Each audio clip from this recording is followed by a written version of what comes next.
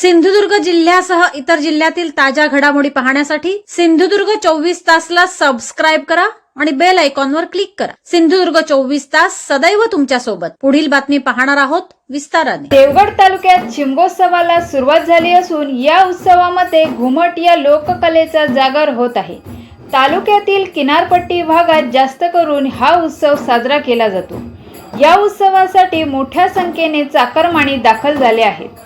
देवगड तालुक्यात शिमगोत्सवाला सुरुवात झाली असून जामसांडे दिरबादेवी रामेश्वर मंदिराच्या प्रांगणात उभारलेल्या होळीचे विधिवत पूजन करून बुधवारी रात्री होळीचे दर्शन घेतल्यानंतर प्रथेप्रमाणे जामसांडे कट्टा येथील मानकरी ग्रामस्थ मंडळाचे शिमगोत्सवाचे नाच व त्यानंतर मळई आनंदवाडी ग्रामस्थांचे नाच सादर करण्यात आले।